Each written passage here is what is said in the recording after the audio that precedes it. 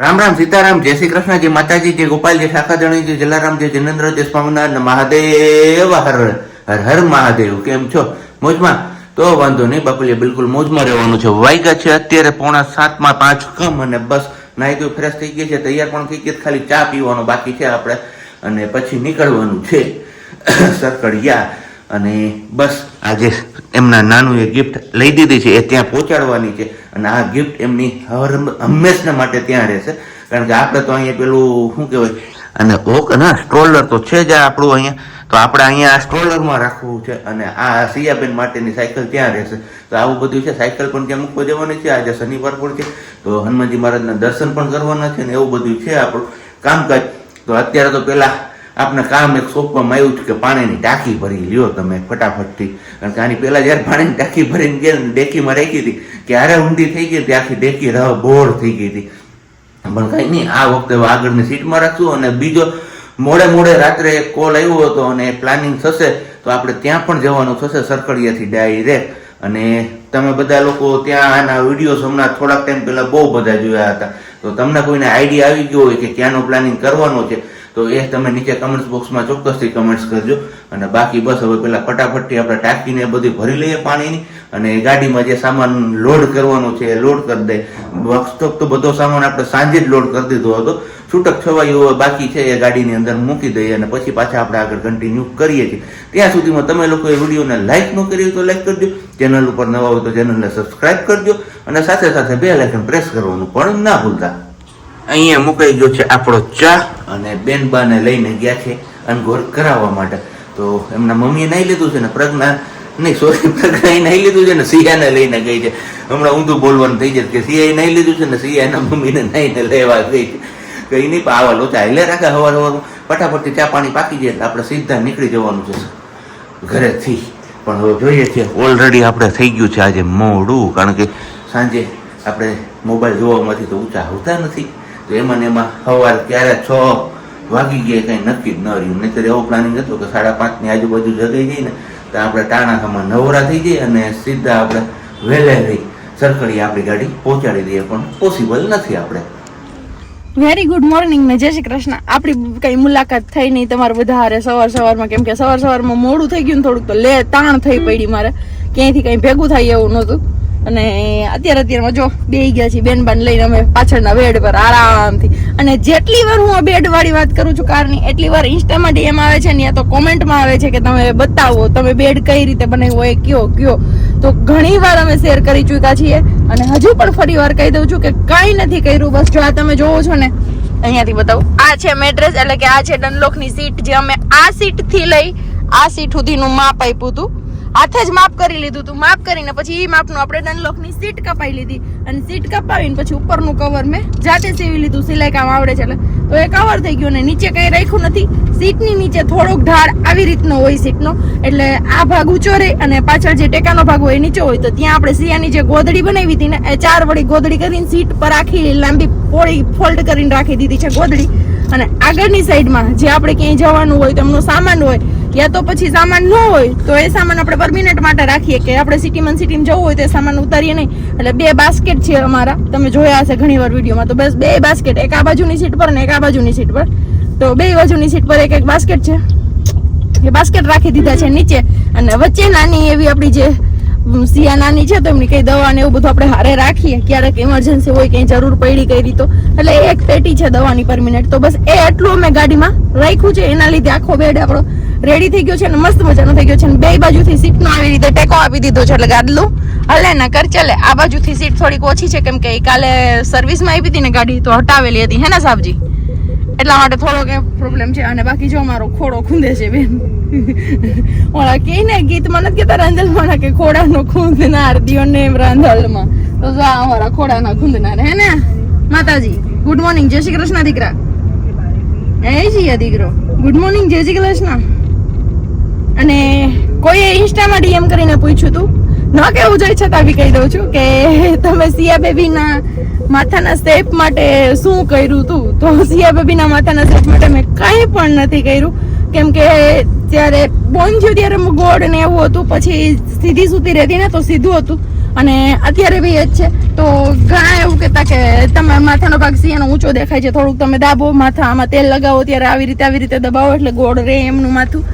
ઘણું બધું કર્યું પણ કોઈ પોસિબલ બન્યું નહીં. સીધે માલિશ પણ ન કરવા દેતી, ધરા રોડે એને કરતી અને એ રડતી તો મારો જીવ જતો. એના લીધે હું માલિશ પણ 5-10 મિનિટ 15 મિનિટ એવી રીતના જ કરતી, માલિશ પણ ન કરતી. કેમ કે ખબર નહીં, એ રોવે ને તો આપણો જીવ જ, આપણે એમ થાય કે જીવ પડે કે શું થતું હશે, કેમ રોજ નથી કરવી માલિશ, ગોયરી નથી કરવી, કઈ નહીં થાય એમ કરીને ઘણી વાર ઇગ્નોર કર્યું હતું.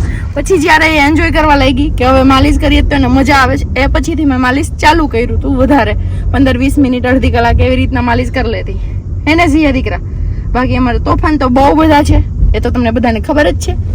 અને સમજવા પણ ઘણું બધી માંડી છે કે ને હવે મોટી થઈ ગઈ એટલે ખબર પડે ને બધી કે આમ નહીં આમ.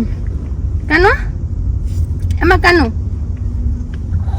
જોતો. અને મેં ઇન્સ્ટામાં ધવલ એક રીલ્સ જોઈતી, તમે બી હતા શાયદ, આપણે પરમ દિવસે ગઈ રાતે નહીં એને આગલી રાતે ખબર છે, એક બેન રડતા હતા હોસ્પિટલમાં ડિલિવરી થઈ ગયા પછી. કેવા તો એ બેન રડતા હતા, કેટલા રડતા હતા. પછી ડોક્ટર હતા ને પૂછતા હતા કે કેમ રડે છે, શું થાય છે, કઈ પેઇન થાય છે, કઈ તકલીફ છે તને શરીરમાં? તો કે નહીં.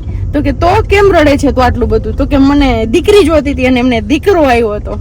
તો ત્યારે એમ થાય કે પછી એને પેલી રીલ્સ બનાવીને એમાં ઉપર લખ્યું હતું કે હું ભાગ્યશાળી છું પણ સૌભાગ્યશાળી નથી, કે કેમ કે મને દીકરો મળ્યો એ મારા ભાગ્ય છે, પણ દીકરી મળી હોત ને તો મારા સૌભાગ્ય હોત. તો હા, એ ખરેખર વાત છે. અને શાયદ ભગવાને અમારી વાત કદાચ સાંભળી લીધી હશે એટલે જ અમને દીકરી આપી. કેમ કે અમે પહેલેથી કીધું હતું કે નહીં દીકરી જોઈએ, ભગવાન આપો તો એક દીકરી જ આપજો, કેમ કે પહેલેથી શોખ હતો કે દીકરી હોય ને તો એમના મસ્ત કપડાં હોય, બધું આપણે તૈયાર કરી શકીએ. અને છોકરાઓમાં એટલા ઓપ્શન ન રહે આપણે, એટલા માટે. અને સાચે જ ભગવાને વાત સાંભળી લીધી ને અમારી ઘરે લક્ષ્મીજી આવી ગયો. લક્ષ્મીજી આવી ગયા, લક્ષ્મીજી મળે એ નહીં, લક્ષ્મીજી જોતો ઈ. સારું, હાલો હવે મળીએ આપણે આગળ. બસ તો આપણે પહોંચી ગયા છીએ સરકડિયા, અને અહીંયા આપણી સાથે રાજુભાઈ પણ પહોંચી ગયા છે. રાજુભાઈ એમનું કામ લઈને આવ્યા છે અને આપણે આપણું કામ લઈને આવ્યા છે. રાજુભાઈ શું કરવાના ત્યાં ભાઈ? સીતારામ. શું કરવાનું હા બધું? પટ્યું ખૂણા મારવાના છે, લાજ્યું ચોટેડી એમાં માપ લઈ અને કટિંગ કરવાનું છે. એવું બધું કામકાજ લઈને આવ્યા છે રાજુભાઈ હારો. આવી કઈક છે મોજ. અને આપણે અહીંયા જોઈએ હવે હરિરામ બાપુ શું કરે છે. યજ્ઞ શાળામાં કામે લાગી ગયા છે આપણે હરિરામ બાપુ, કારણ કે યજ્ઞ કરવાનો બાકી હશે. સીતારામ. યજ્ઞ બાકી છે ને હજી? હવે ઓકે, દેવતાઓને આપશું, જય શાંતિથી લઈ અને જે કાંઈ નિત્યક્રમ છે કરશું. ટાઈમીના માટે જે હોય છે, જે 365 દિવસ વિરત ભગવાનનું સત્કાર્ય અને હોમ ચાલુ છે એ કરવાનો પ્રારંભ આપણે યજ્ઞ કુંડ પ્રગટાવી દીધો છે. અગ્નિ પ્રજ્વલિત કરી અગ્નિ પ્રજ્વલિત. આપણે આ પાછી ને અમને ભાષા નો આવડે શું કહેવાય ને, એટલે આપણે યજ્ઞ કુંડ પ્રગટાવી દીધો છે એવું કીધું. સારું, હાલો તો હવે તમને લોકોને પેલા હનુમાનજી મહારાજના દર્શન કરાવી દો, પછી પાછા આપણે આગળ બીજા કામે લાગીએ. કારણ કે ચોટીલાથી લોકો આવ્યા છે હનુમાનજી મહારાજનો લોડ કરવા માટે. એ લોકો એ સાઈડ એમને મલિંદો કે તો સવારે આવ્યા ત્યારે એ લોકો કે મલિંદો કરવાનો છે.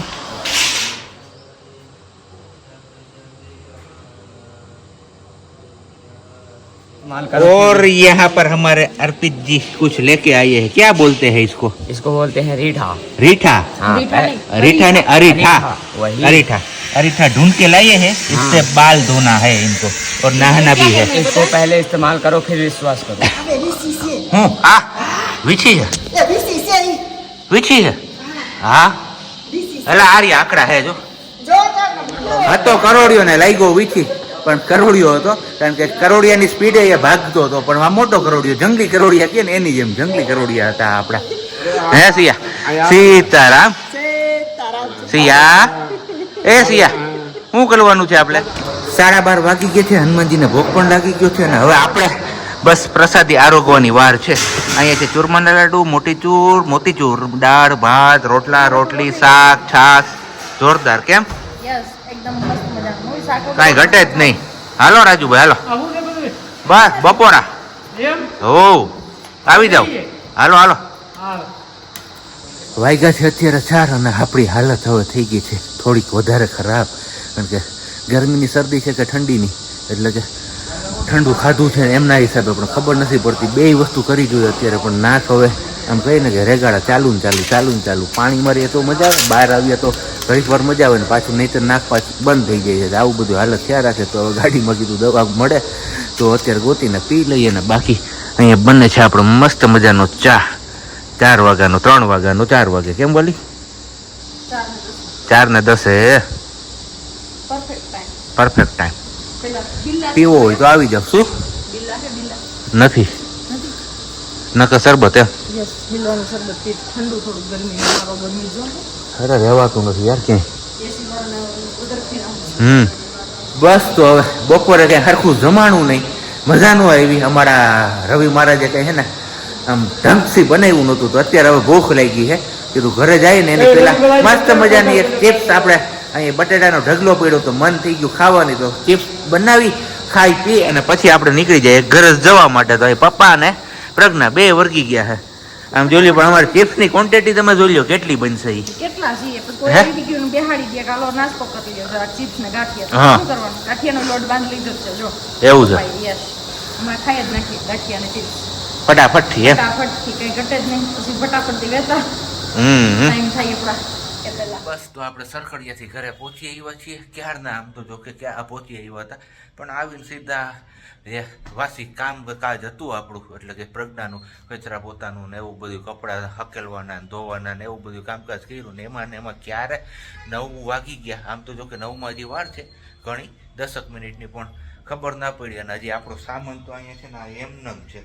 ઓલી સાયકલનું આપણે જે પેલું રેપર ને બધું ખોલ્યું હતું એ બધું એમને પડ્યું છે. હજી સવારે હવે હમું નમું થાય, કારણ કે સવારે પણ પાછું આપણે જવાનું છે. હવે જોઈએ છે સવારે ટાઈમ મળે છે કે નથી મળતો આપણે. પણ કીધું ચલો કંઈ નહીં, તમારા લોકો સાથે આપણે ક્વેશ્ચન આન્સર શેર કરી લઈએ અને સાથે સાથે એક મસ્ત મજાનો સુવિચાર પણ શેર કરી લઈએ અને પછી જ આપણે બ્લોગ પૂરો કરીએ. તો ક્વેશ્ચન્સ આવી જ છે, લગભગ મોસ્ટ ઓફ બધા લોકોને આન્સર ખબર જ હશે, છતાં પણ હું પૂછું છું. તો જેના આન્સર આવડતો એ લોકો આન્સર નીચે કમેન્ટ્સ બોક્સમાં ચોક્કસથી કરજો. અને બહાર આવી છે સાવરિયા માટલા કુલ્ફી. આપણે કંઈ ખવાય એવી હાલતમાં છે નહીં. કંઈ નહીં, આપણા ટોપિક ઉપરથી પાછા ભટકી જઈએ છીએ. પણ શ્રી કૃષ્ણ ભગવાનના ગુરુનું નામ શું હતું ને એ તમારા લોકોએ નીચે આન્સર કરવાનું છે. ચલો જી, કોને કોને આવડે છે એ ફટાફટથી નીચે આન્સર આપવા માંડો. અને હવે બસ સમય છે આપણા સુવિચારનો. તો શાંતિ અને સંતોષ બંને પૂર્ણ વિરામ છે, અને બાકીના એ સિવાયના બધા સુખ છે ને અલ્પ વિરામ છે. જે લોકોને સમજાય એ લોકોને વંદન છે, ના સમજાય તો ફરીથી એકવાર રિવાઇન્ડ કરીને સાંભળી લો કે સુવિચાર શું કહેવા માગે છે, મનોમંથન કરો અને પછી તમે લોકો કમેન્ટ્સ કરજો કે તમે આ સુવિચાર સાથે સહમત છો કે નહીં. ચલો તો હવે ટાઈમ થઈ ગયો છે હવે સુવાનો. તો મળીશું આપણે આવતીકાલે નવા બ્લોગ સાથે. ત્યાં સુધી બધાને બાય, ગુડ નાઇટ, જય શ્રી કૃષ્ણ. શાંતિથી રહેજો અને શાંતિથી રહેવા દેજો.